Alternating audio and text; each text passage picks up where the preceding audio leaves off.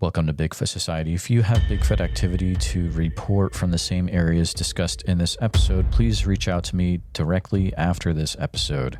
And if you'd like to be on the podcast to discuss a personal Bigfoot encounter, please reach out to me directly at bigfootsociety@gmail.com. Do you wish there was more Bigfoot Society to listen to every week? Well, there is now. If you become a supporting member over at Patreon, you get a special members-only episode every single week on Wednesdays, and sometimes even more episodes.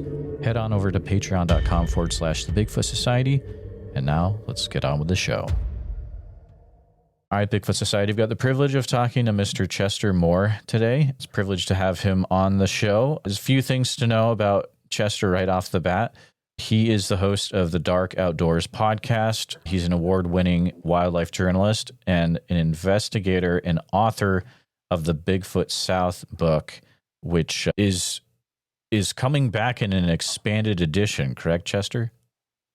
It's out right now at bigfootsouth.com, and I've been getting some good feedback on that book, and it was something I did a long time ago to tie in with some conferences that I was doing at the time myself, and we had a limited run, and people kept asking about it, so I brought it back with a vengeance. I love it. I love it. So when I have individuals like yourself on the show, I love to start the show out by going into that first question, which is what got you into the Bigfoot field to begin with? My initial entry into having an interest in this goes back to very early childhood.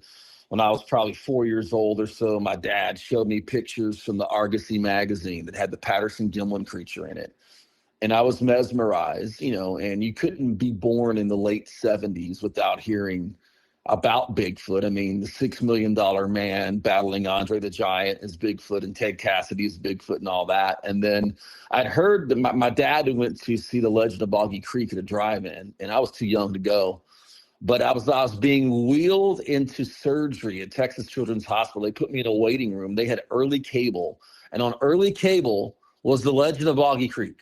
So I got about the first hour of that, and I was just blown away. So that really was my interest in it. But I've always been deeply interested in wildlife. I've always wanted, since I was a little boy, to work in a profession that tied in fishing, hunting, wildlife somehow. And to me, that was just like an addendum to wildlife. It was just part of it, but a mystery.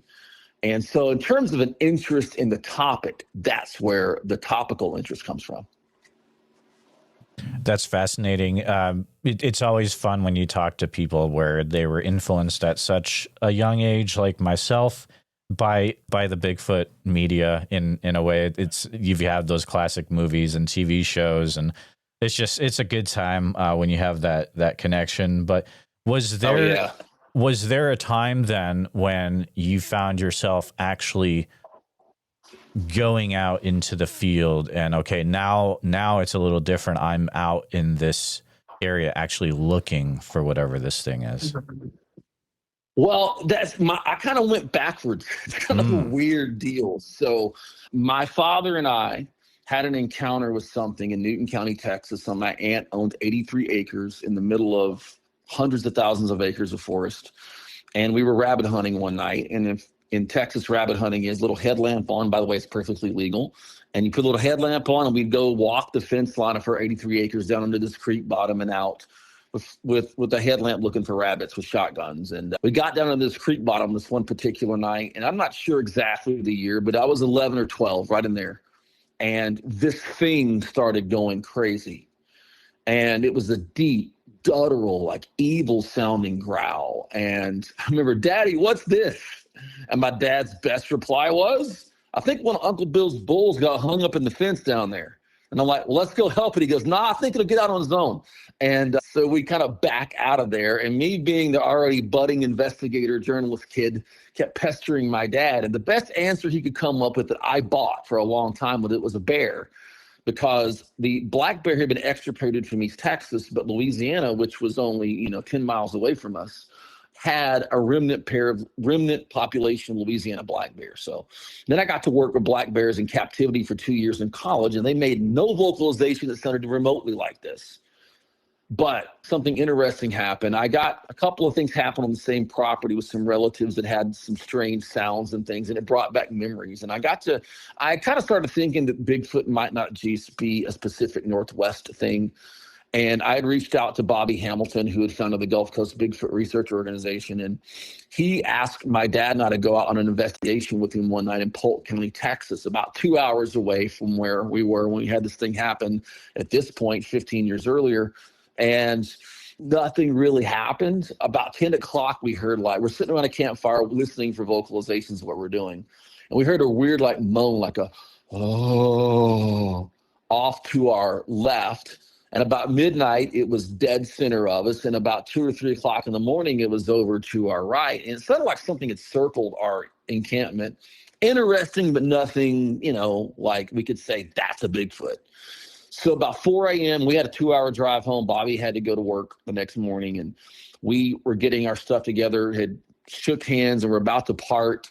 And all hell broke loose.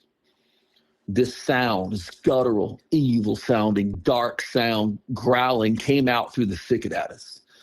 And I get chills thinking about it now because my dad was with me then. And he was with me when we heard 15 years ago in Newton County, Texas. Now we're 2 hours away in Polk County. He literally grabs me and goes, "That's what we heard when you were a kid.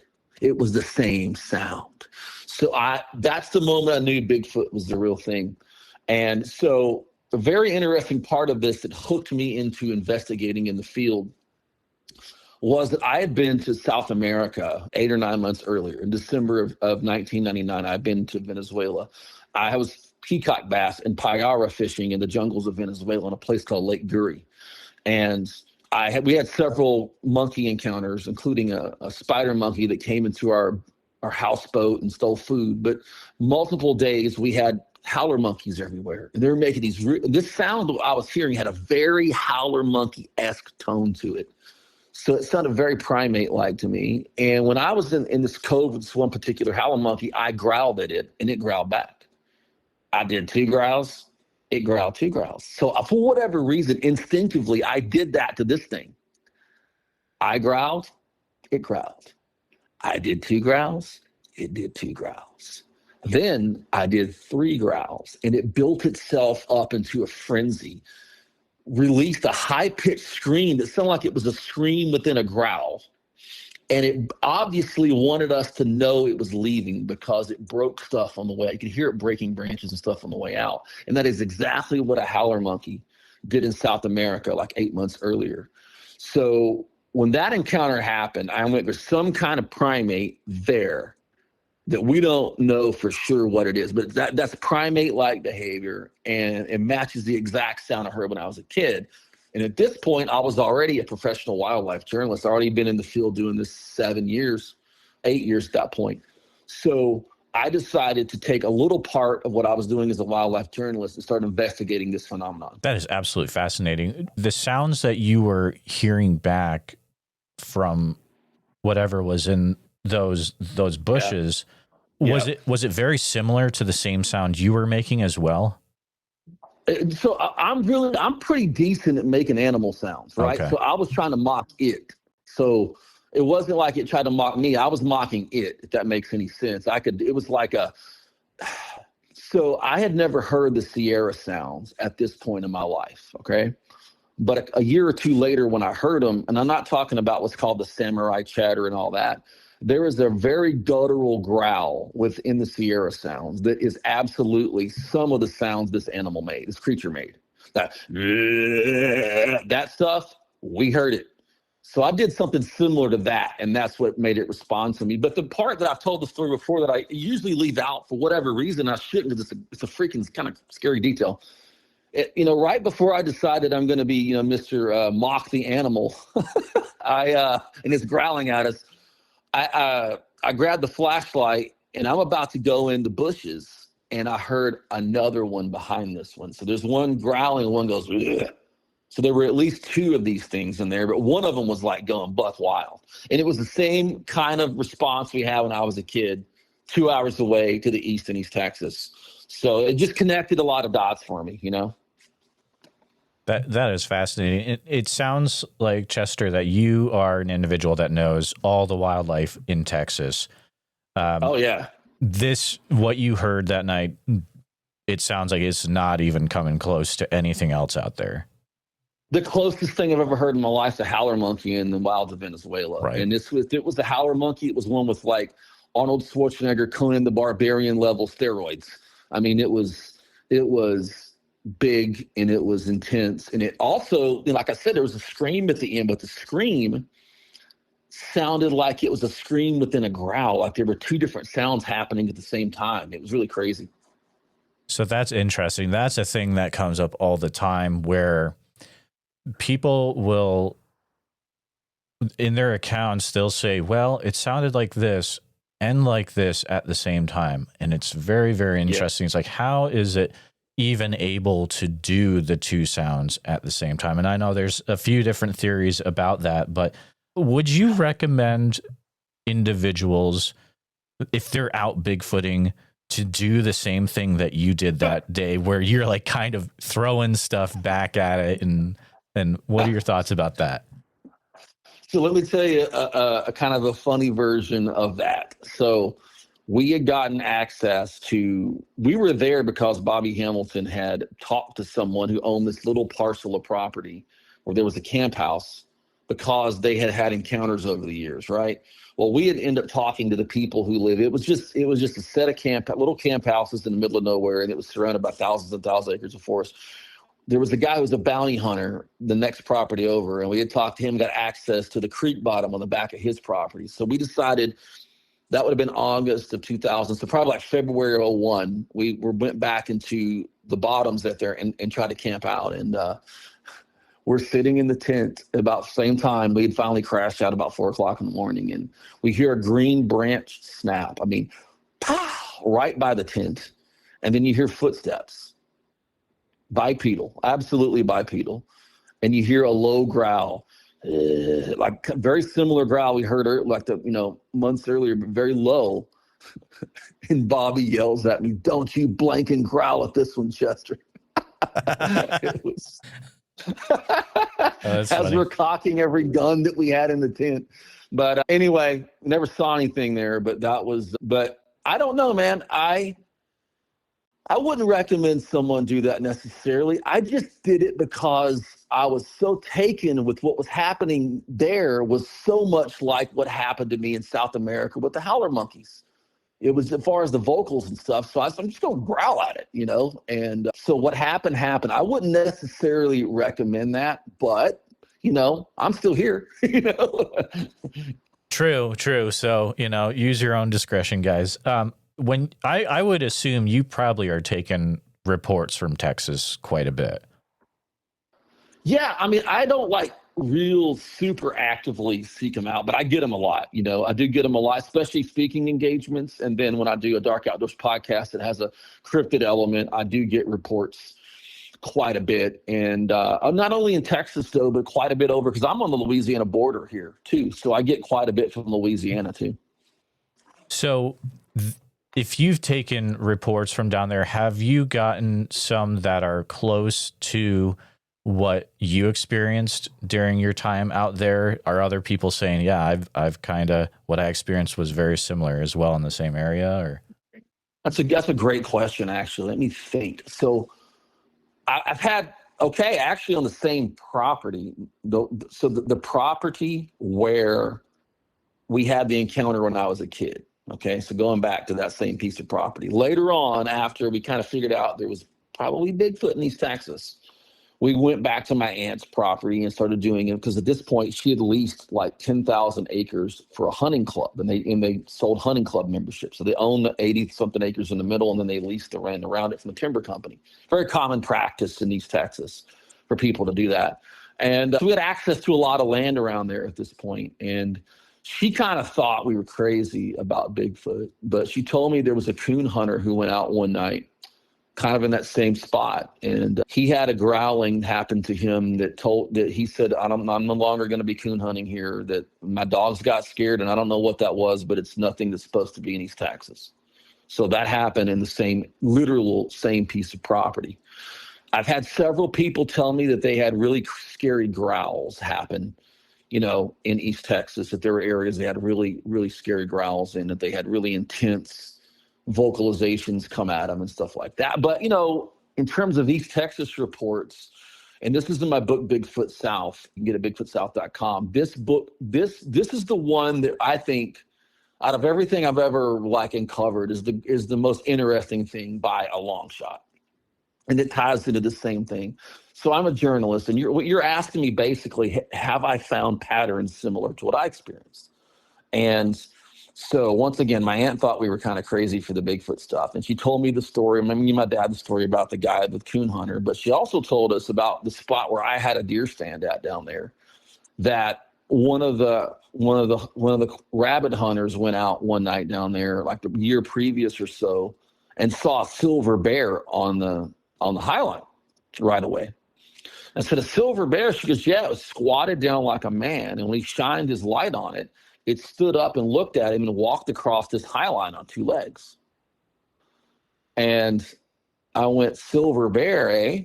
First off, this highline right away is like 50 yards wide. There's no black bear that's going to walk 50 yards across there on two legs, period. Secondly, there are whitish phased black bears, but they're in one area of the planet in British Columbia. Okay.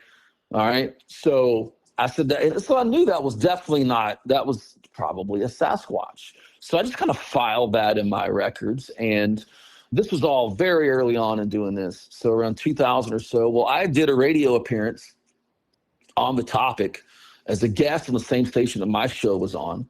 A guy wanted to talk about Bigfoot with somebody in East Texas, and I did a show. And then I had a guy, he didn't call on the air, but he reached out to me after the show, found my number. And he told me that he saw what he said was, quote, a light gray colored Bigfoot crossing the road in front of this sign on Highway 87 in East Texas that says Nichols Creek. Well, that Nichols Creek he's talking about is about 4 or 5 miles from where the silver bear crossed the highline. So I'm like, oh, this is before social media. There's no corroboration here. This is two completely different things. And I went, wow. Well, I did another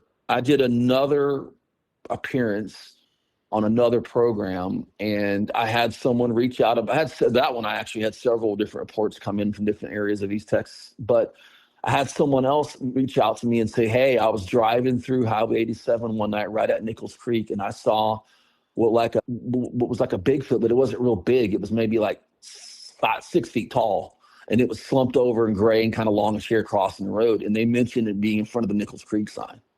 So now I have, within a 4 or 5 mile area, 3 Bigfoot reports of a gray colored Bigfoot pre-social media in one area. And that actually at this point has expanded within about a 7 mile area to 5 reports of that. Oh man, that's the stuff I love. Just, you start to narrow it down and you've got such a relatively small area. And over how many years would you say those reports span that you've taken? All right. So the latest one that came up last year, but it was a report from 1996. They remember the year and everything. So I would say the actual activity extended roughly from 1996 to around 02, 03, right in there. Okay, that's fascinating. So is this the kind of things that one can expect to read in your book, Bigfoot South, then, or? Oh yeah. I mean, that's kind of like that was really the inspiration for me to really go deep with a redo of the book, because I had new information on some of those reports, So I was like, man, I got some cool stuff to add. So that's definitely in the book. And it was, that to me is just really intriguing, because number one, especially this is before really the Bigfoot renaissance on television and the internet happened. No one would have given you a Bigfoot report being gray trying to fake it back then.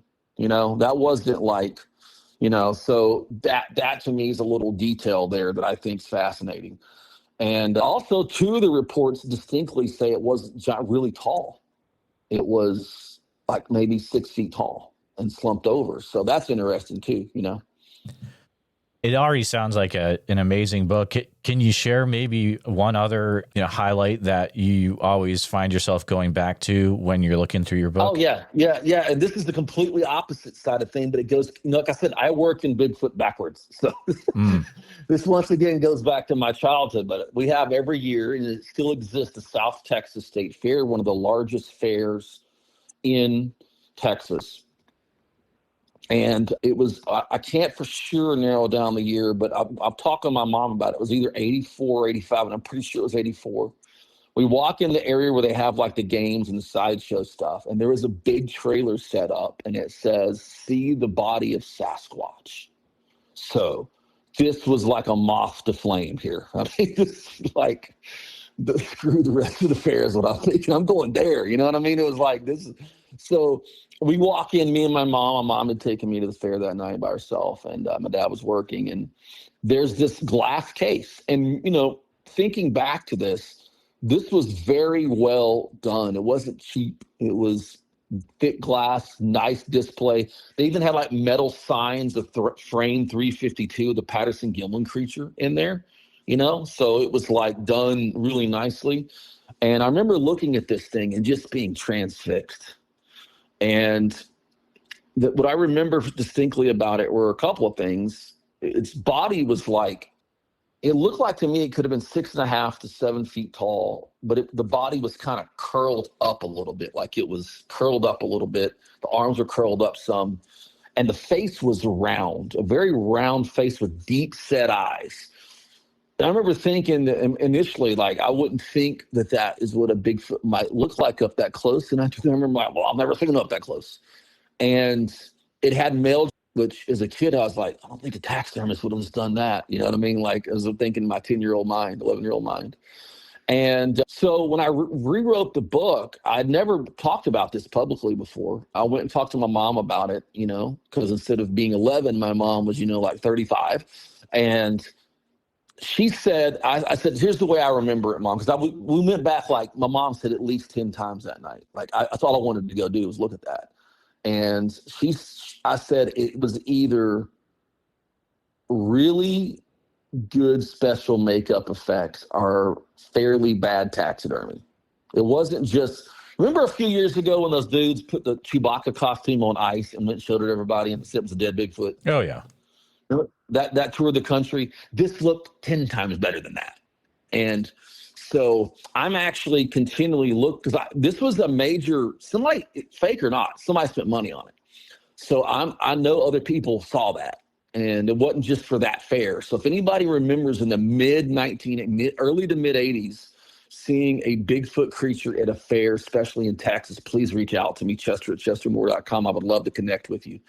And maybe someone knows who has this. If it was a fake, maybe somebody still has the case or the specimen or whatever. Or maybe it wasn't a fake. But that was something that I thought was really very interesting because it was set up like it was a big deal. And, if everybody knows about the Minnesota Iceman, well, we had the Bigfoot of Texas at the South Texas State Fair. Oh, wow. So I was just going to ask you, so it wasn't the Minnesota Iceman then? No. Oh, no. It wasn't on ice. It was almost like a mounted specimen, but it was laid in glass case. It wasn't the Minnesota Iceman. Nope. This is a whole different deal. Oh, man. So my audience is great with stuff like, I hope someone knows what Chester is talking about, and hopefully you can put stuff in the comments, but if you really know, email me. Or actually, Chester, how can they email you? Yeah, they can email me Chester@chestermore.com. Chester@chestermore.com. And I would just love to know. I mean, it was, for a 10-year-old, I was suspicious of it being real, but it was cool. Either way, it was cool to see. And it was but it wasn't the Minnesota Iceman. They didn't present it as the Minnesota Iceman. It was not in ice. Wow, that is gonna bug me for a while too. I hope we could figure this out.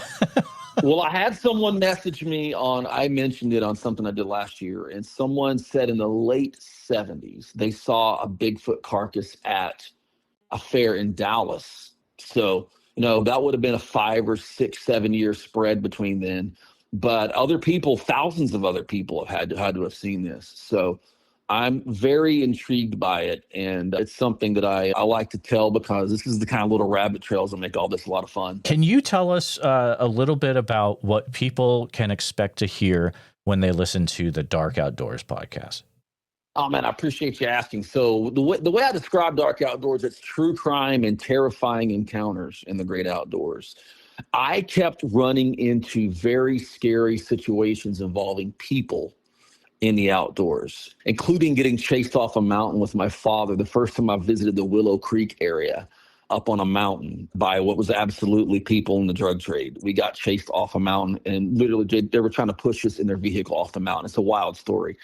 And I told that story on the air on the radio show I did for a long time. And I said, anybody ever had anything like that happen? And I couldn't take all the calls. So the first episode deals with, I did 3 years ago with, a lot of people don't know, Ted Bundy did a lot of his horrors in the outdoors in Utah. He took women into the outdoors to do some of his stuff. But it also deals with strange encounters, and it deals with crazy Bigfoot stuff. The episode that got everybody's attention last year is when I talked about a potential lost tribe, people seeing what they call primitive Indians up until the 1980s in an area of Texas. And then also kind of tied into the feral human issue a little bit. And we do animal attack stuff. I mean, actually, the most downloaded show I did was about feral dog attacks, and it was a terrifying show. And so it covers all of the dangers of the outdoors, but it's a positive program as well, because I say we're shining light into the dark outdoors, because I have a section. Each show has a missing person that's fairly recently missing in the wild somewhere, trying to raise awareness they're missing. We also do a defense segment to tell people how to defend themselves and stay safe out there. But it's stuff you want to tell around the campfire, but not if you want to sleep that night.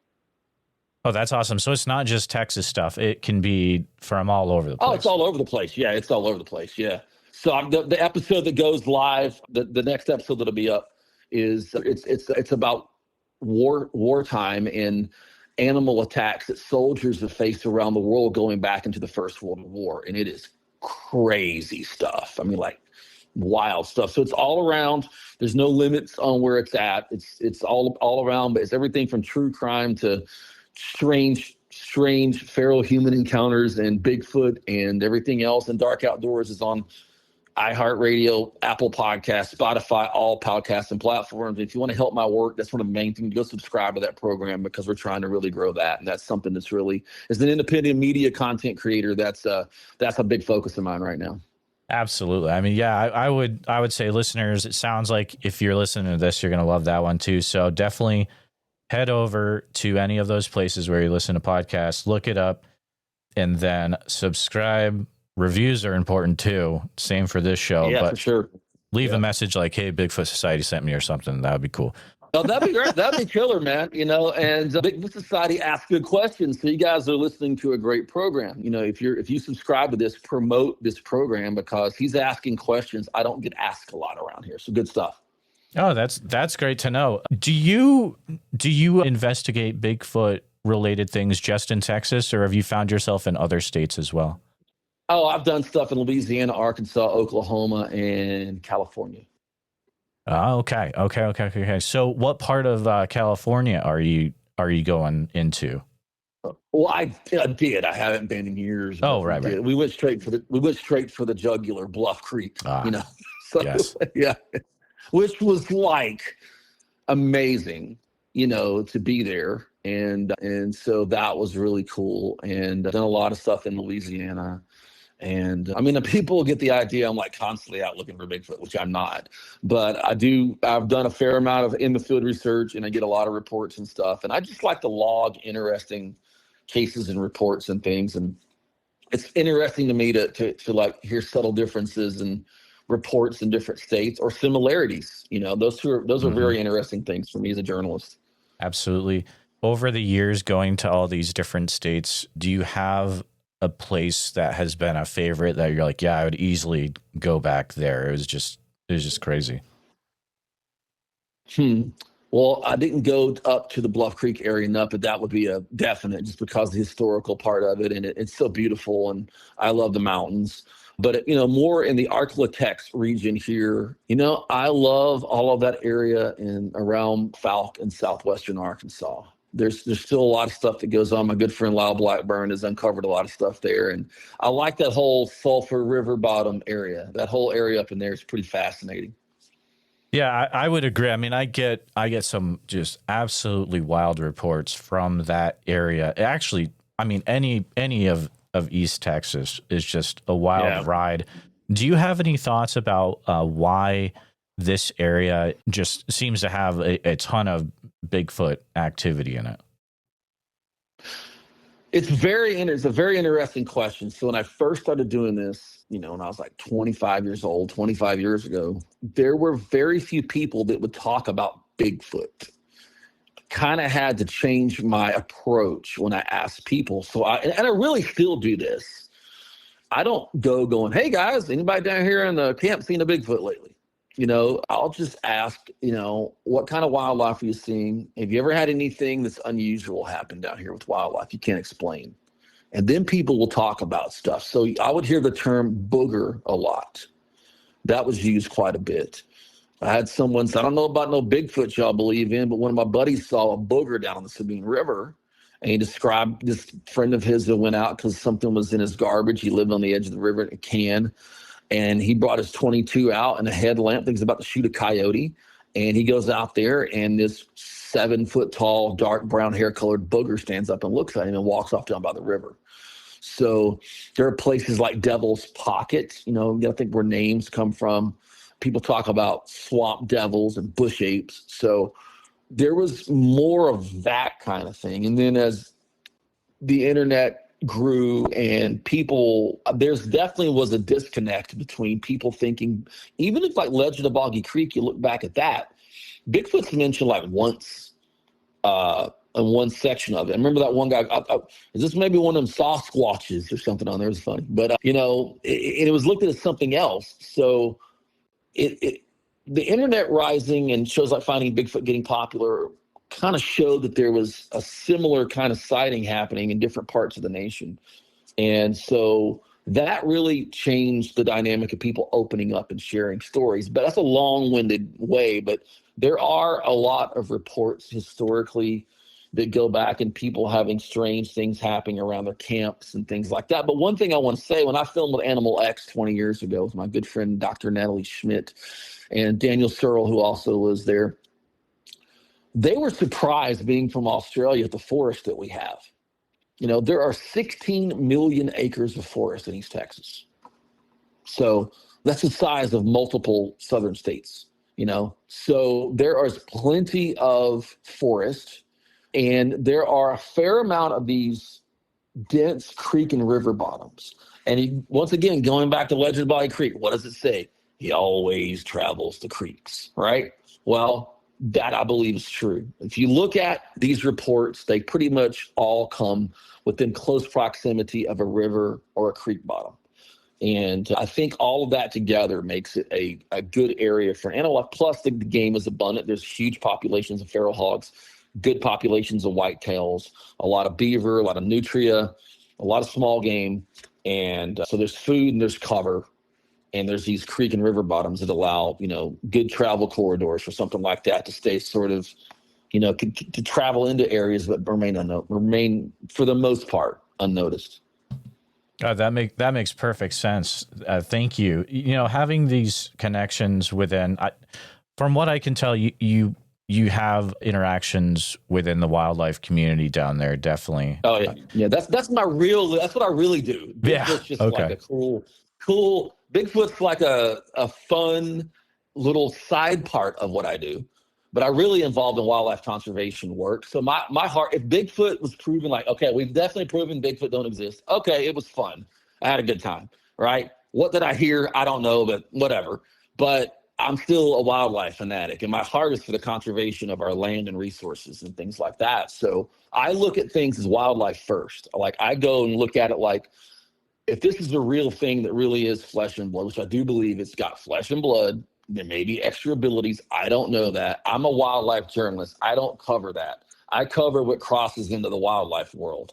So I have to look at it from what would benefit. For example, something I've really been digging into is feral apes and primates in the United States. That was my seminar series I did all across the Bigfoot venues last year, was feral apes and primates. And is there the kind of land and foods and things that would make them thrive in certain areas? And if there are something that can make a 300 or 400 pound primate thrive, then maybe there's something that can make these things thrive as well.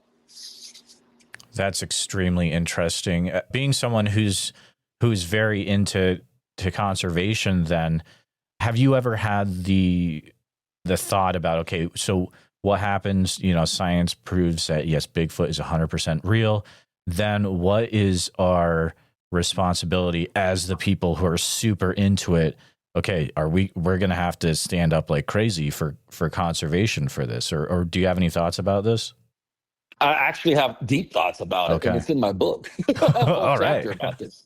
But back in 2000, I think it was 3 or 4, I put together a loose group of people, and we were calling ourselves. We just kind of said, if it's proven, we're going to have to get together and advocate for conservation, not in like a way where you do land grabs and all that kind of stuff, but like to let people know, look, this is a species. It's important. We got to know more about them. We got to figure out what kind of habitats are important, habitat connectivity, all those things we talk about in the news now. And we called it the North American Primate Conservation Alliance. And it was me and my friend Chris Stevens and Scott Marlowe, who passed away, and Ken Gerhard was involved. And, it just faded away as we all had different interests take away. And I thought at that time there might be some proving of it happening, which never happened. But I do think this. I think let's just take the South right now. I travel a lot. Like I was in Cape Cod filming last year with white sharks, and then I was in Texas, and then I was in, Montana last year. So I'm over a lot of different places, and the amount of development happening right now is unprecedented. And we're losing land, and we're cutting off travel routes for wildlife at an alarming rate. I mean, frightening for me as a wildlife lover. And so we got to look at things like travel corridors. But I think in the South in particular, the thing that's going to be the big issue that's going to hurt a lot of wildlife is going to be water. And all the water in America is in the South. I mean, that's where most of the water is, right? The South, a little bit the Northeast, with the Great Lakes and all that, of course, up there in that part of the country. But in the South, we have major reservoir construction projects on tap, and there's multiple reservoirs they want to put here in East Texas and Louisiana that, if they do, will take up many hundreds of thousands of acres of wildlife habitat that will never come back.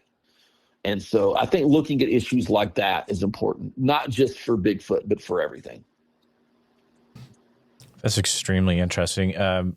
I have these episodes sometimes where it's like, individual will see Bigfoot on the outskirts of a city or things like that. And I get a lot of feedback like, okay, that's kind of ridiculous. But then it's like, guys, like, look at what's happening. We are just going, and we're going to run into Bigfoot eventually. So I'm glad you brought that up. I think going back to what you asked about East Texas and all these reports, I think a huge reason for what seems to be, other than, we have communications vastly improved with the internet. But I think the other reason there's a lot more reports is because people are running into them more. There is vastly more highway and roadways and development and housing developments. And it's like everything else. There's a lot more human wildlife conflict going on. There's a lot more people getting attacked by animals. I mean, the Dark Outdoors podcast has tons of shows on that because of this habitat clash. And let me say this, it's not ridiculous for people to think there could be a Bigfoot on the edge of a city. Why would that be ridiculous? I've heard that. People say that. It's not ridiculous at all. I mean, there is a mountain lion up until these recent fires lived behind the Hollywood sign in Hollywood. Okay. Wildlife adapts, and these things adapt too. And the other thing is, I believe people see them a whole heck of a lot more than they report. I believe people see him and say, "Oh, that was a person," or "That was my imagination," and they don't want to admit what they saw. And I think even around some of these urban and suburban centers where there's good tracts of land, all of them have drainage ways to go in and out of. Perfect area. As a matter of fact, some of those areas are treaded on less than some of the national forests we have. People don't go in the cities around the wooded areas much in cities, a whole lot, unless it's Central Park in New York, maybe a hiking trail. But there's a lot of green belts and stuff that are on private land no one goes into. That would be an even better area for some. It's proven a huge boon to feral hog populations, for example. So, huge boon. They're like sanctuaries for hogs. You can't go kill them in there. You can't take your AR at night and go in the middle of downtown Houston and start busting the cap on some feral hogs, but they're all over. So I think there's opportunities even for things like this to take advantage of some of these areas. So you have feral hogs in the middle of downtown Houston? Oh, there's feral hogs in downtown Houston. I've seen them with my own eyeballs, but they're there. There's feral hogs in all over San Antonio areas. There's feral hogs in Austin. Feral hogs. There was a 400-pound hog caught a couple of years ago at a bus stop in Tampa, Florida, for kids. So, oh my goodness. Oh yeah, there's actually a number to call in Austin when you see a hog. So they're all over the place. And so animals adapt more.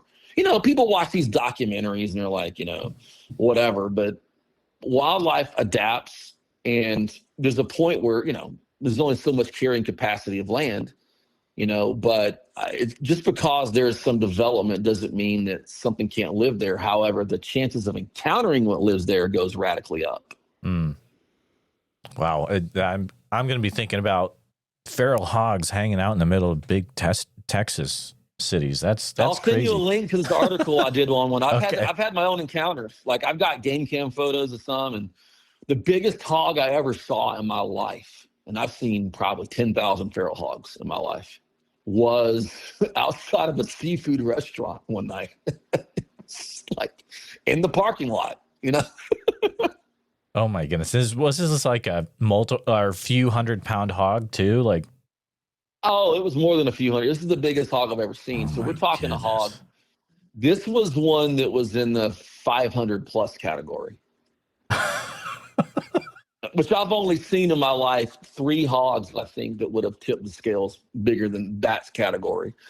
And oh yeah, I've got feral hog pictures in the city. They're all over the place, man. They're real smart. So they're like. What happens is all of these cities have drainage systems. And what is on the edge of all these drainage systems? Acreage. It might be open grass. It might be brush. And these things, where do they go out to? A river, a bayou, which has travel corridors, riparian areas.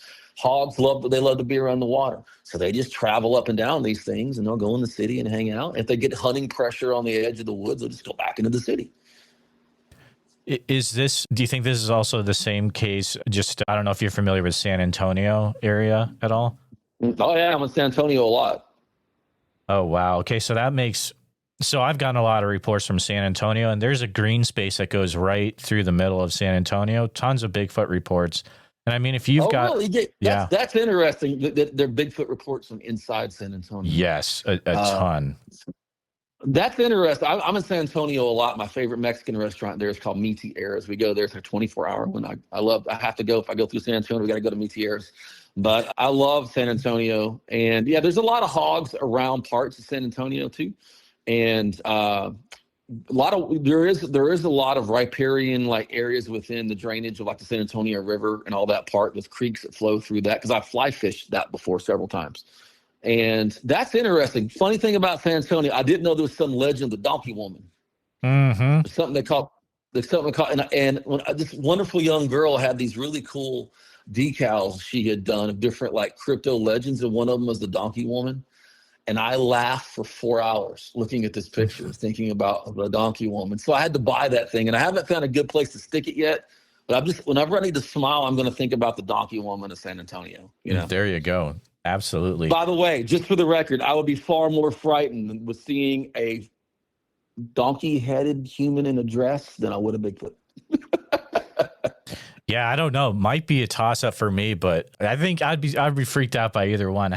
Yeah. Going off of your connections, yeah, and if you can't answer this, is no problem. But have you Sure. ever had any interactions with, law enforcement or forestry or park rangers about Bigfoot down in Texas? I have never had Forest Service. A friend of mine, Rob Riggs, who passed away about 10 years ago, did.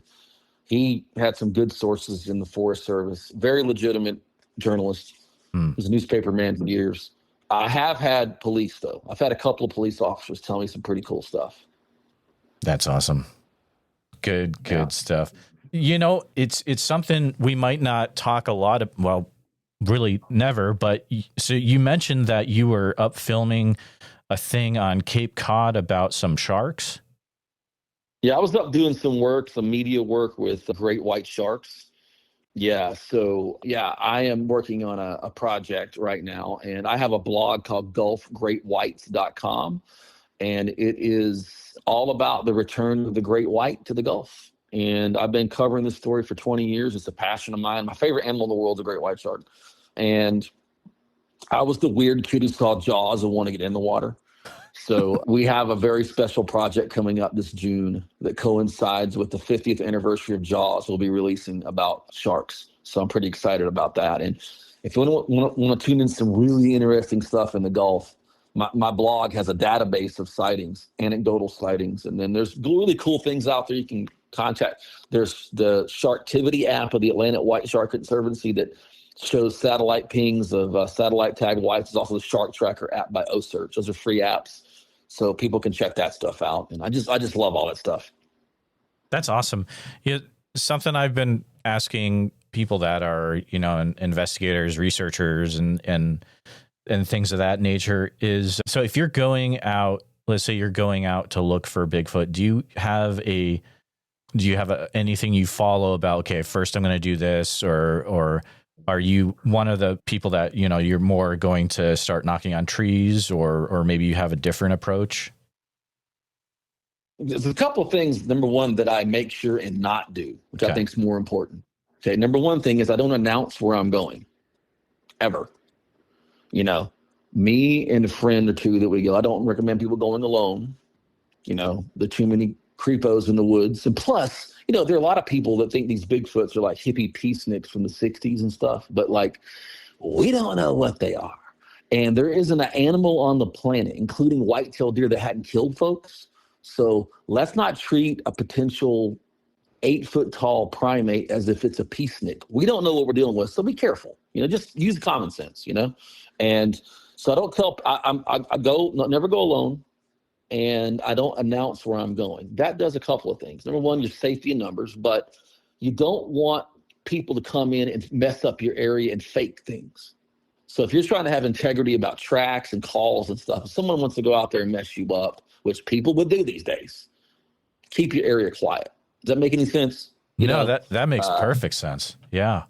And that way you got integrity about. I've got spots where we found like tracks and things before, and no one had ever mentioned Bigfoot there. You know what I mean? It wasn't like, so that to me is a lot more apt to be real than if you put something out. I'm going to go out to the Big Thicket Nest Preserve in the Turkey Creek unit this weekend, and you announce whatever, and voila, there's a big line of tracks there.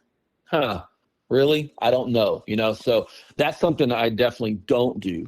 And I think the best thing to do is just go out there and set up and walk out and look for tracks and stuff. You look for tracks, look on the edge of trails. If you see game trails, you almost never would find a track in the middle of it. But I find them on the edge of it, like walking the edge. Also look all over, look for areas where we have a ton of, in the summer and late spring, we have a ton of banana spiders, and they're just bajillions of them in the woods. If you see an area where, these banana spiders might have a web that's 3 feet tall up to 8 feet tall, and you have a whole area that's a giant trail that's not a hard-hoofed animal tracks like deer or hogs or even humans walking through, but a light trail that goes up 7 or 8 feet, cutting through the banana spiders. Something's walking through there. So look at little details like that. And the best thing to do, I think, is just to go out and at night, sit in the spot, make you a campfire, something like that. Get you some good audio recorders and just listen. Mm-hmm. I think listening is the best thing to do, and I think you're more likely to have them come check you out than you ever go out and find them. I agree with that. Man, Texas is sounding wilder and wilder. You're talking about huge spiders and huge hogs and oh man, I don't know. I didn't tell you about the snakes yet. Oh no. Not a fan. That's crazy. We have rattlesnakes up here in Iowa, but they're few and far between unless you go to certain areas. But we got a lot of cottonmouths in East Texas and a lot of copperheads, and cottonmouths are really nasty. We got timber rattlers then in South Texas around San Antonio, all that. Of course, Western diamondbacks, but that's just part of the gig. I brought a friend of mine down here hog hunting one time. He's from New York, and when he went back home, he called me and said, "When you come deer hunting with me, you're gonna have to worry about two things: getting cold and falling out of your tree stand." He goes, "In Texas, I had to worry about killer bees, giant feral hogs, rattlesnakes, cottonmouths. I didn't know which way to look, Crazy stuff, but it's a state with a lot of really cool accounts coming out of it for sure. Yeah, man. Something I do want to I'm pretty sure you had said that a white-tailed deer has killed a person. Is that right? Oh yeah, many times. Many times. Oh yeah. Yeah. Matter of fact, a captive white-tailed deer, when I was probably 20 years old, started out my career, killed a guy about 5 miles from my house. Oh my goodness! With their hooves? With their antlers. Oh yeah, that makes sense. Okay. So when they're in the rut, a white-tailed deer is very, very, very driven. As driven of an animal as exists on the planet. And if someone gets in their way, or you happen to be in a park and think, "Oh, there's deer locked up fighting. Let me walk up and get a selfie." One of those bucks gets loose, may come get you. So nature. You just got to respect nature. Makes total sense. Chester, it has been just a pleasure chatting with you today. And thank you for coming on the show. But I want to make sure that we take some time at the end. If you want to share again how people can, keep up to date with you and, listen to your podcast and where the best place to pick up a copy of your book is as well. Thank you so much. You can catch me at the Chester Moore. That's THE, the Chester Moore on Instagram. I'm on Instagram all the time. Highercalling.net is my blog, but Dark Outdoors, the podcast on all major podcasting platforms. Please go subscribe. Everything from true crime to terrifying cryptid encounters on Dark Outdoors. And you can go to BigfootSouth.com. Also, I have a Bigfoot YouTube channel, Global Bigfoot, that I've slowly developed, but it's getting some good content, Global Bigfoot. But my heart is I have a ministry outreach for hurting children. I love wildlife, but I love kids even more. And we have an outreach that grants wildlife encounters for kids to everything from a terminal illness to parental loss. And if you know of a wildlife-loving kid that might want a wildlife encounter, a special wildlife, going to give them a boost in their life, please reach out to me. You can go to Chester at chestermoore.com or go to kingdomzoo.com for more info on that. And we have done numerous Bigfoot expeditions for kids in that category. That is amazing. Oh, what a cool thing to be involved with. Chester, thank you so much for coming on. We'll definitely stay in touch with you and see where things go for you in the future, and maybe even do an update down the road. But thanks again, man. Hey, Matt, I tell you what, thank you for having such amazing questions, and you have a wonderful program, and it's an honor and privilege to be on it. Just want to take a few minutes to say thank you to you, all my listeners, for listening to the podcast. Please take a minute to help out the show by subscribing on YouTube, making sure you hit the bell so you don't miss any notifications, and share the episode on YouTube with a friend. Also, if you're listening to us on a podcast, thank you so much. Make sure that you're subscribed, share the show with a friend. Really, it's all about sharing the show wherever you can. If you've had a Bigfoot encounter related to the following or know someone who has, please reach out to me at bigfootsociety@gmail.com or pass on my email. Here's a list. The Subtle Lake area of Oregon, Rainbow, Oregon, McKinsey Bridge area, Sweet Home, pretty much that entire area, the north part, if you get what I mean. I'll see you back next time, listeners. Sasquatch Summerfest this year, July 11th through the 12th. It's going to be fantastic. July 11th through 12th in Green Waters Park in Oak Ridge, Oregon. And listeners, if you're going to go, you can get a 2-day ticket for the cost of one if you use the code BFS, like Bigfoot Society, but BFS, and it'll get you some off your cost. Priscilla was nice enough to provide that for my listeners. So there you go. I look forward to seeing you there. So make sure you head over to www.sasquatchsummerfest.com and pick up your tickets today.